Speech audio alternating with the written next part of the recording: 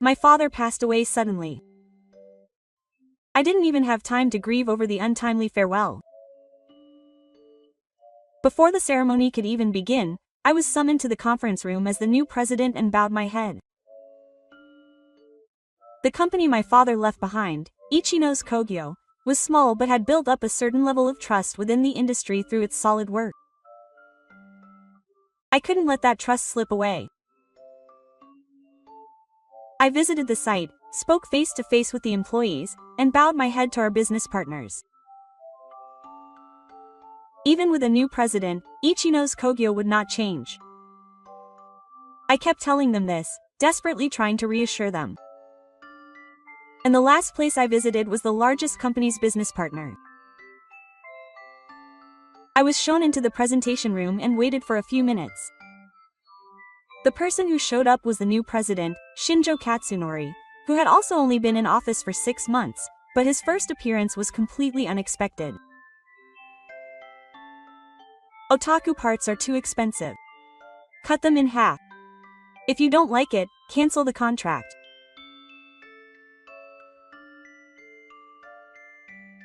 My name is Ichino's Shinya. I am the president of Ichino's Kogyo, a manufacturer of high-quality parts. This company was originally founded by my father with just one machine. Starting out as a small factory, we gradually increased our clientele with just one technology, and now we are well known in the industry. It is by no means a flashy business, but there are many occasions when our parts would not work without them. My father was a strict but straightforward man. A craftsman-like manager who was always on the job site, listening carefully to the sound of tools, and paying close attention to the angles of blueprints. I grew up watching him, and after graduating from university I joined the company straight away, continuing to run in 2 gears, one in sales and the other in design. I thought that the day would come when the baton would be passed on to me, but I thought that it would be a long time in the future. But that day came suddenly. It was in early spring that my father's health deteriorated. Perhaps he had already realized from the look on his face, without waiting for the test results to come out. Albin called me to the workshop and said, "I'm leaving it to you at night. I'm counting on you, both the employees and the clients." Quote. That was the last conversation I had with my father. A few days after the book, my father passed away. There were mountains of documents and contracts in the company that were still in his name. The car shook with excitement, and inquiries poured in from business partners. I didn't have time to cry. On the day my eyes opened, I was pushed by the executives to become president. I felt the atmosphere at the workplace that the young man had become president and wondered if someone who only knew the workplace could run the company, but I couldn't run away. I had a responsibility to protect the company that my father had built up with his life.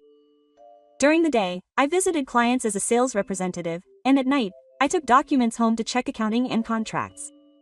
At the factory, I talked face to face with the engineers, and on my days off, I met with experts from Rome and Zem to learn about their systems. There was so much I didn't know.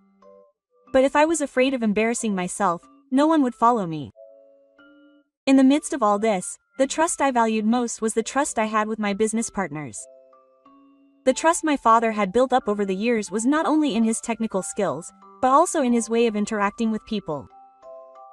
No matter how busy he was, my father never failed to visit his customers and exchange words. I decided to follow in his footsteps. That's why, immediately after becoming president, I began visiting each of my clients to greet them. There are feelings that cannot be conveyed in writing or email. I proudly introduce myself face to face. I have succeeded my father. My name is Ichino's Shinya. I look forward to working with you in the future. I kept bowing my head and repeating this. Many companies welcomed me warmly. My father has helped me a lot. I can't tell you how much I was saved by hearing them say that with a smile.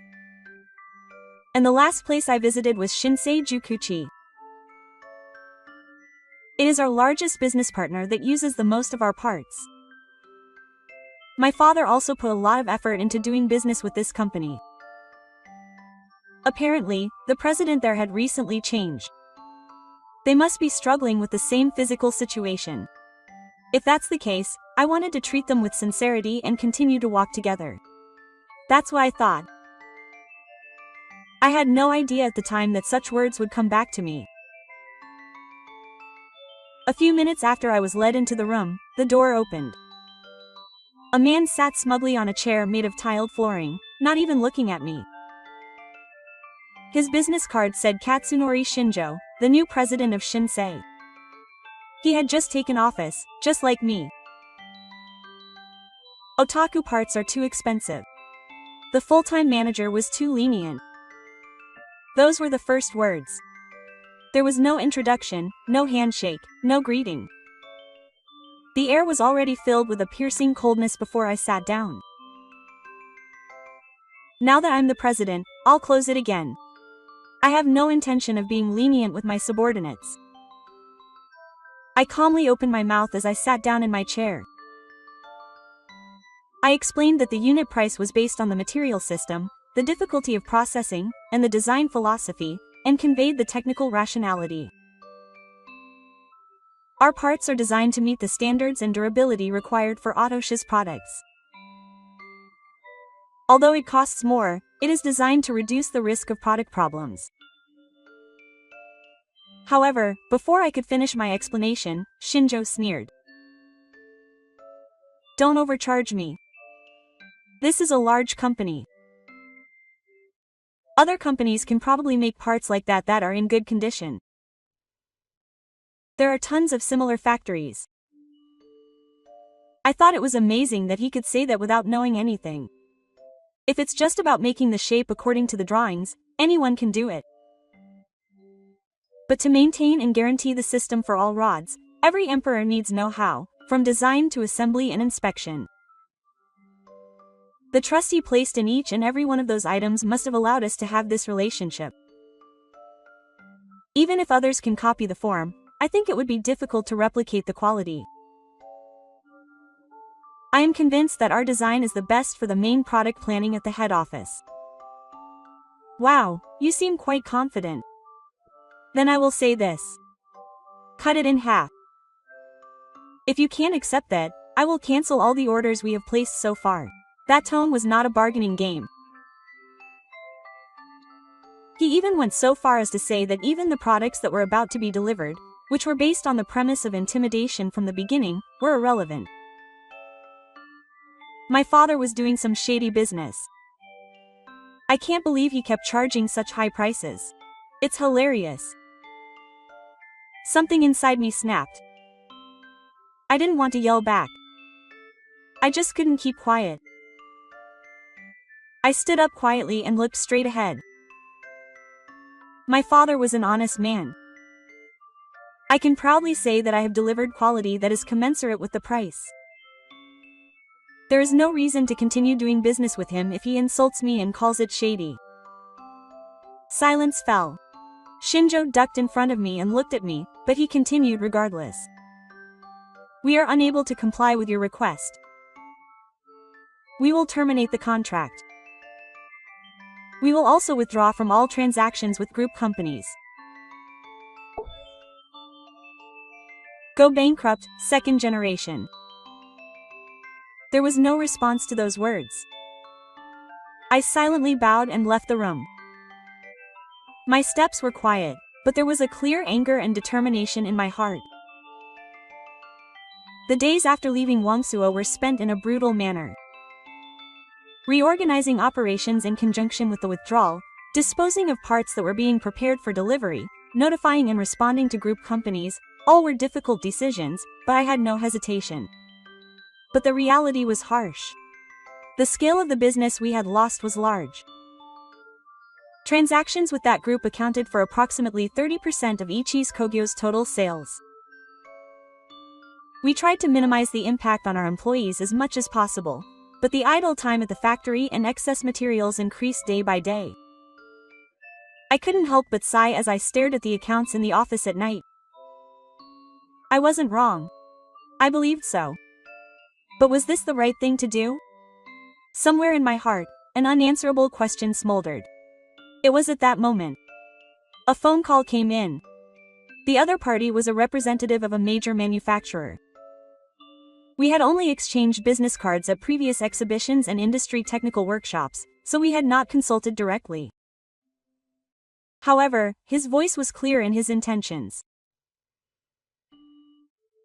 I contacted you after hearing that you had severed ties with Shinsei. I was speechless for a moment.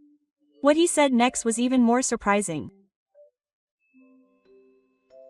I had been paying attention to Ansha's products for some time.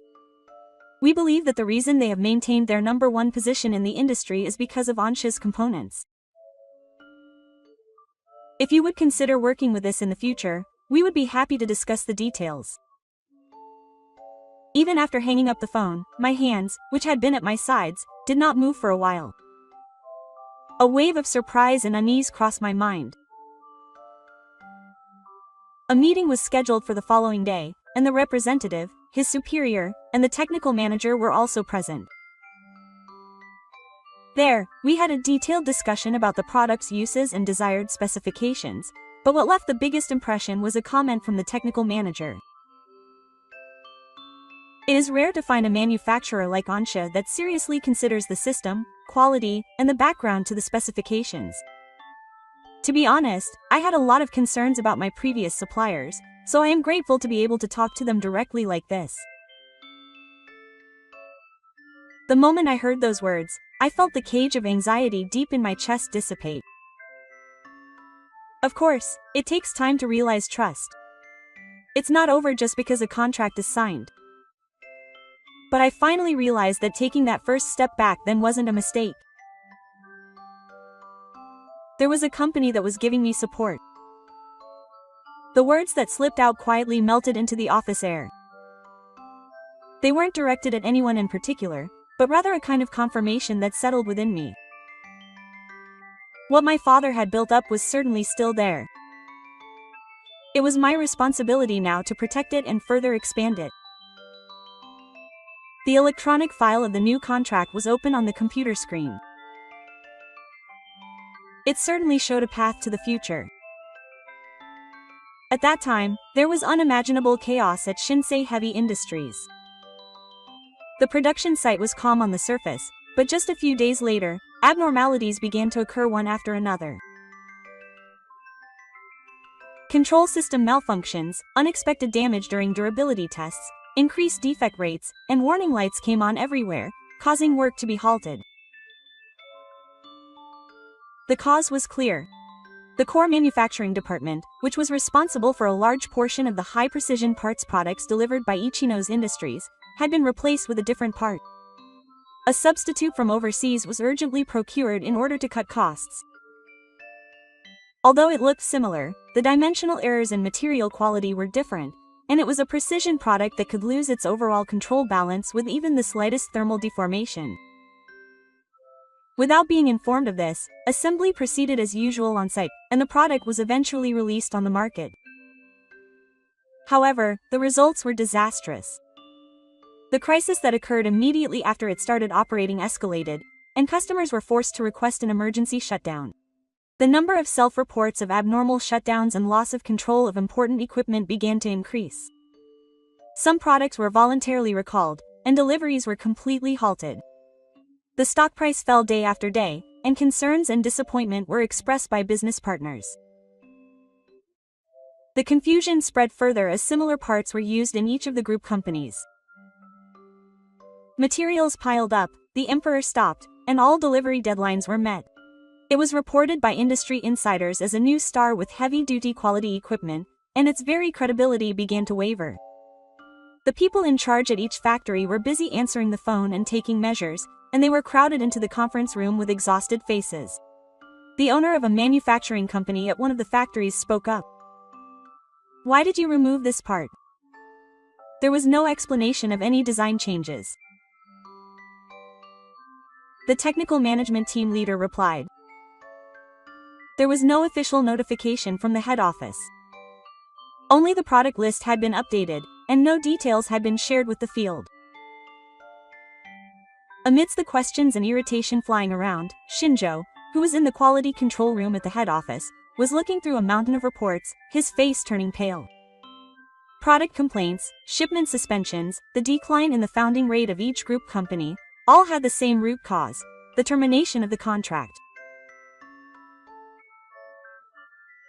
No one responded to the words he muttered about how apart from such a small company had such an impact. In front of his eyes were the piles of unprocessed apology proposals and unread reports. By the time he finally realized the magnitude of the loss his decision had caused, it was already too late. It wasn't long after that Shinjo came to our head office. It hadn't even been 2 weeks since he had turned down the deal.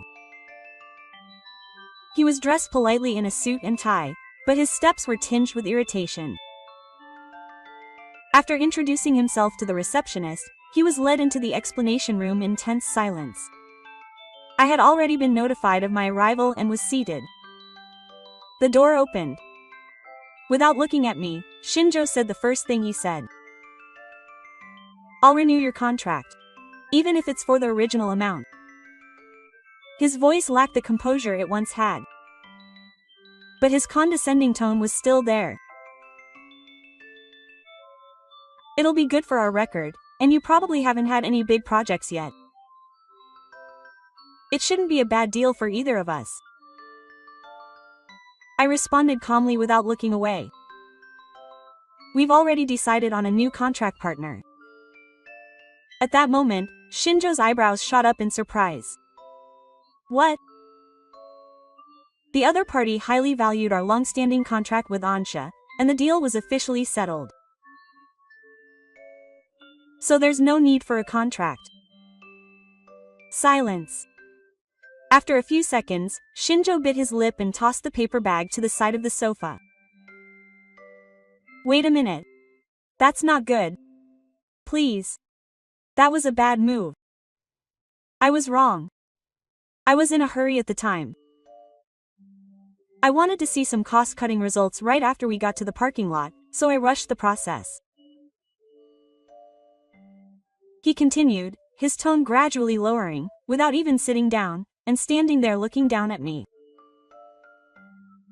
"But I'm here in person. I'll bow my head and apologize myself. You should understand that too." His words were dripping with a sense of complacency, as if it was only natural for me to return to the bridge. I sensed it and silently observed his reaction. It would be troublesome to team up with someone else from scratch now. It would be time-consuming and the costs would be unpredictable. It would cause chaos on the ground. It would be faster to renew the contract with us. He seemed determined to push through with logic. He didn't say anything about letting go of the past exchange, and he tried to settle everything with rational judgment.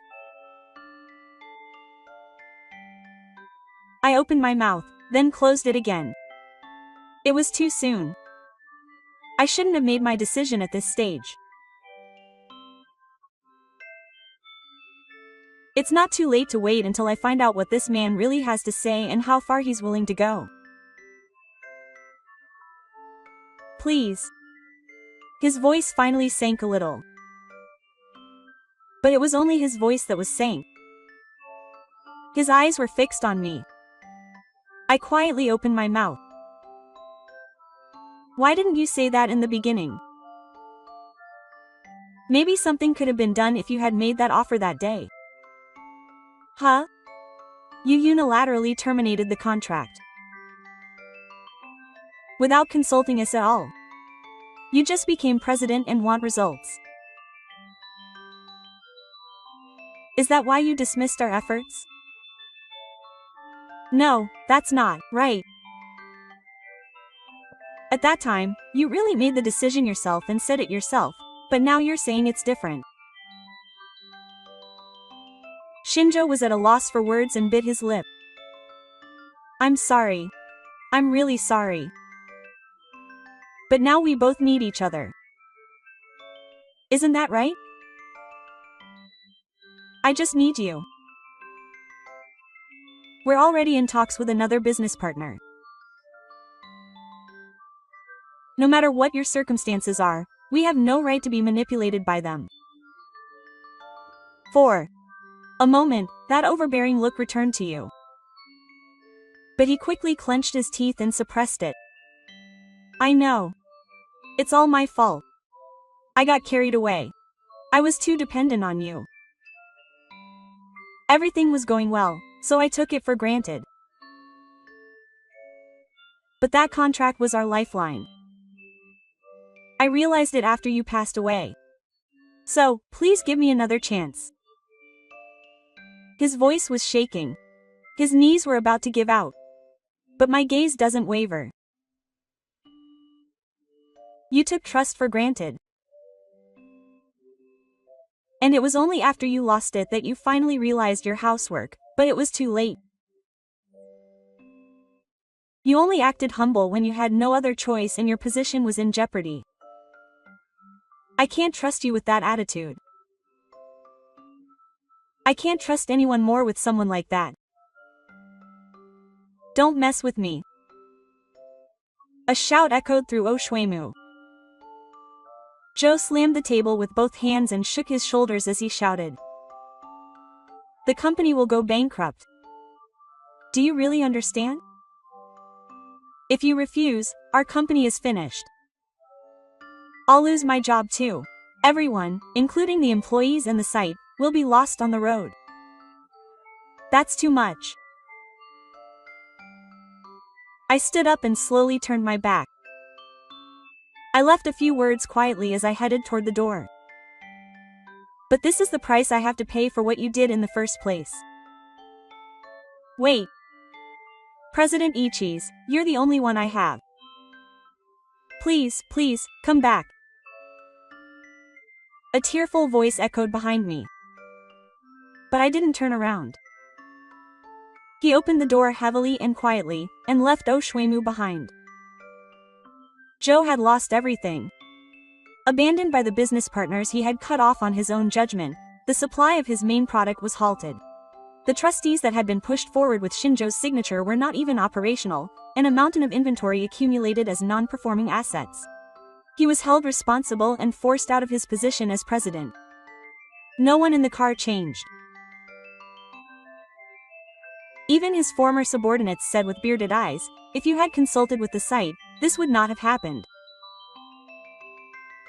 The media reported that the collapse was due to a management error, and his credibility within the industry was completely gone.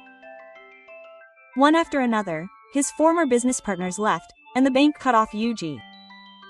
But he tried to take action. He plotted to set up an infringer and begged his old connections. But no one responded. I can't work with you anymore. He told me that much and quietly hung up the phone. In the end, he gave up his house and his family left. All that was left was a smartphone that would not be the loss of the allowance he was held responsible for. Meanwhile, I was steadily building trust with a new partner company. Standing on the site, laughing with the employees, and excited about the products of the future. It's something that doesn't show up in the numbers that are displayed. I think it's because I've always valued that I'm where I am today. I put on my work skills and picked up my tools. I muttered to myself as I listened to the quiet sounds of the site under the lights. Trust and pride can't be expressed in numbers. But that's everything. I stretched out my blade and started walking with the blueprint in my hand. Quietly, but surely. Thank you for watching until the end. If you enjoyed it, please subscribe to the channel. See you in the next video.